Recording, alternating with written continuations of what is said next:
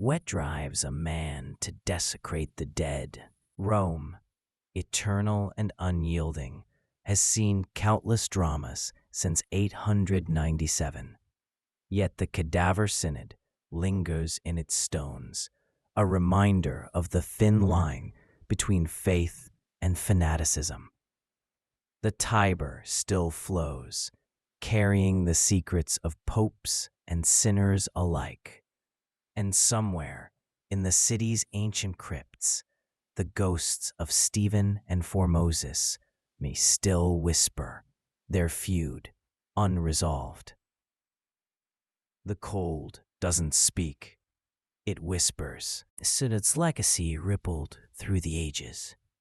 It exposed the fragility of the papacy, prompting reforms to curb political interference. Future popes tread carefully, wary of the precedent set by Stephen's fall. The story became a warning. To judge the dead is to invite judgment upon oneself. Even today, historians and theologians debate the synod's meaning. Was Stephen a villain, a victim, or a man caught in the gears of history? The answer depends on who tells the tale. The cold doesn't speak, it whispers. Centuries have passed, but the cadaver synod remains one of history's darkest chapters. Why did Stephen VI, a man chosen to lead the faithful, descend into such madness? Was it vengeance, fueled by political rivals? Or was it something deeper, a crisis of faith in a world where popes were pawns of earthly powers? The truth lies buried in the shadows of 9th century Rome, a time when the church was both a beacon of hope and a battleground for ambition. The news of Stephen's death sent shockwaves through Christendom. Kings and emperors who had watched Rome's drama from afar questioned the church's authority. The cadaver synod became a cautionary tale, a stain on the papacy's legacy. Theodore II, in a desperate bid to restore order, ordered Formosus's body reburied with honors. But the damage was done. Rome remained a city divided, its faith shaken by the spectacle of a pope judging the dead. In his cell, Stephen's mind crumbled. He saw visions of Formosus's corpse, its skeletal hand reaching for him. He scratched at the walls, muttering prayers that went unanswered. His captors debated his fate. Some called for exile, others for death.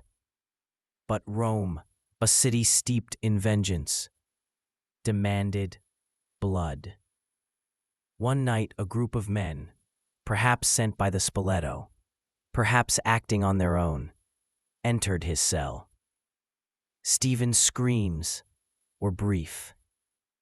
He was strangled, his body left to rot in the darkness, a grim echo of the corpse he had judged. In the summer of 897, the rebellion reached its peak.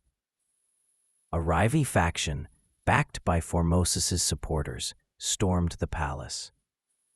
Stephen was seized, his papal robes stripped from his body as he screamed of divine justice. He was thrown into a dank cell, his cries echoing through the stone corridors. The rebels declared him deposed, electing a new pope, Theodore II, who swiftly annulled the cadaver synod and restored Formosus's honor. Stephen, once the arbiter of justice, was now a prisoner, abandoned by all. Stephen's reign unraveled with terrifying speed. The miracles attributed to Formosus's corpse ignited a rebellion. The people of Rome, already weary of famine and war, saw Stephen's actions as a betrayal of their faith. Crowds gathered outside the Lateran Palace, chanting for his removal. Clergy who had once bowed to him now plotted in secret, fearing association with a cursed pope. Even the Spoleto family, sensing Stephen's weakness, began to withdraw their support. The man who had judged a corpse now found himself judged by the living. For a moment, Stephen felt triumphant. He had erased Formoses's legacy, nullified his acts, and reclaimed the church's honor. But the victory was hollow. That night, as he knelt in prayer, he heard whispers in the dark. Formoses's voice, accusing him of sacrilege. Sleep eluded him. His allies began to distance themselves, sensing the tide turning. The Spoleto family, who had backed his rise, grew uneasy. Rumors spread that the trial had cursed Rome, that God's wrath was imminent. And then the unthinkable happened. Fishermen pulled Formoses's corpse from the Tiber, claiming it performed miracles. The people began to revere the dead pope as a martyr, turning Stephen into a villain. Outside, Rome was a powder keg. The trial divided the city. Some saw Stephen as a righteous crusader, purging the church of corruption. Others believed he had gone mad, defying God by judging the dead. Graffiti appeared on walls, calling Stephen a heretic.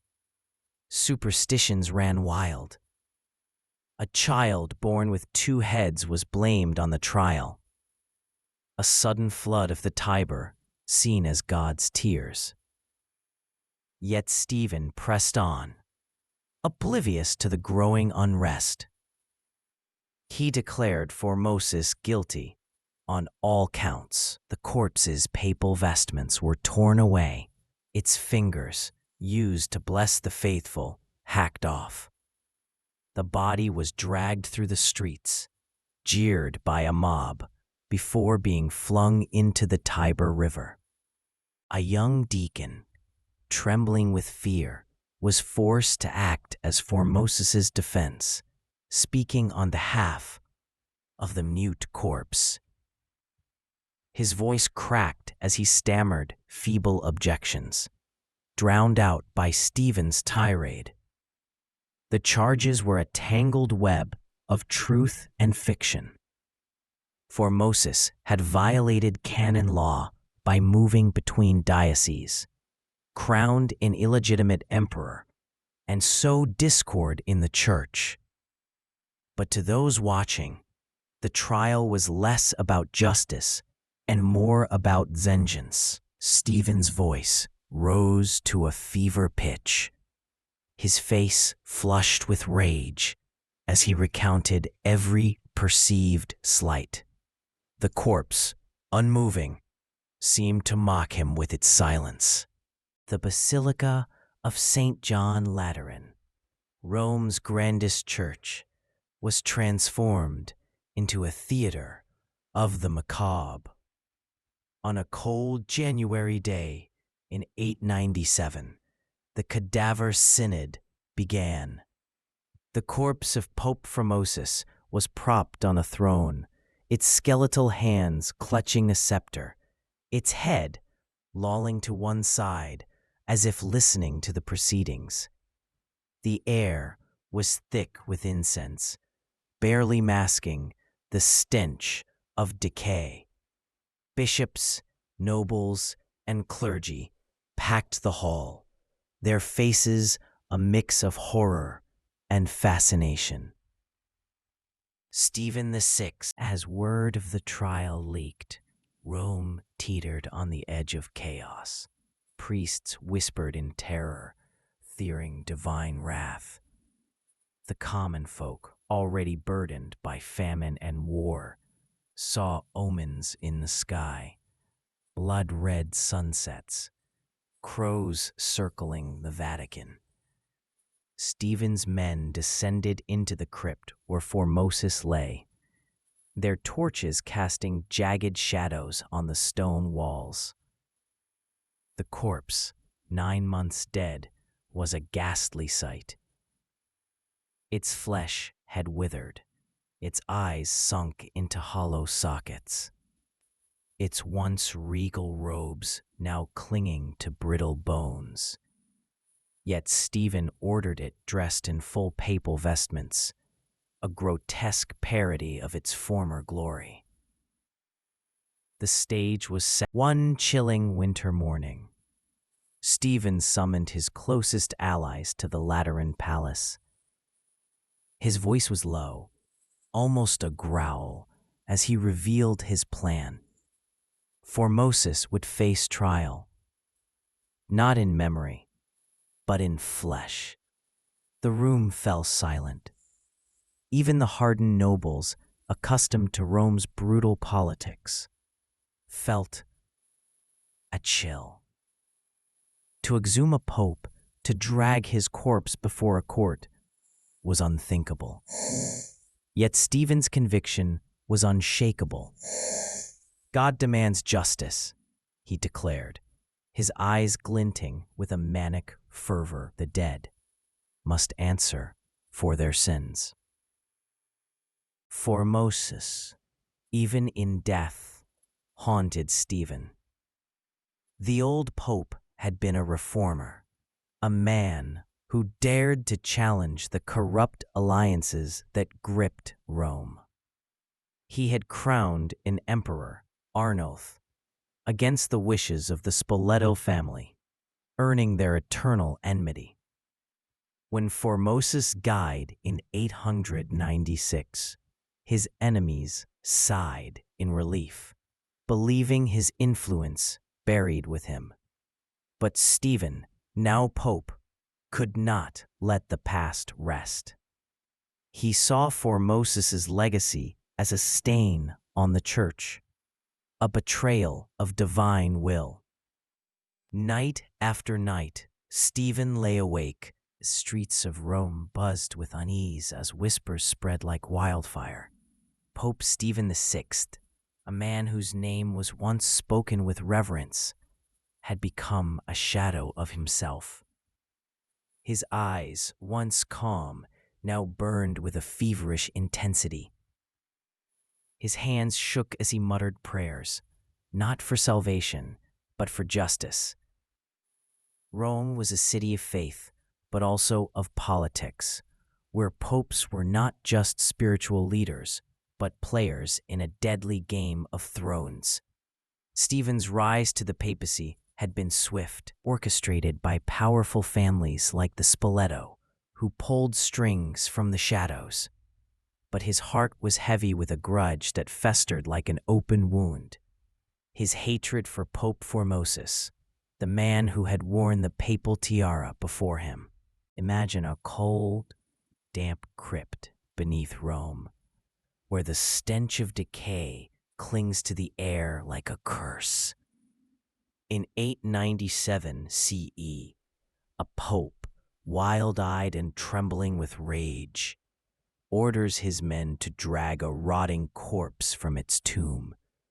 Not just any corpse, but that of a former pope, dressed in tattered papal robes, its skeletal grin mocking the living. This is no nightmare. This is history. Pope Stephen VI, driven by vengeance, is about to stage the most grotesque trial the world has ever seen. The Cadaver Synod. Why would a man of God desecrate the dead? What secrets fueled this macabre spectacle? Stay with me, because every second of this story will pull you deeper into a web of betrayal, power, and divine retribution.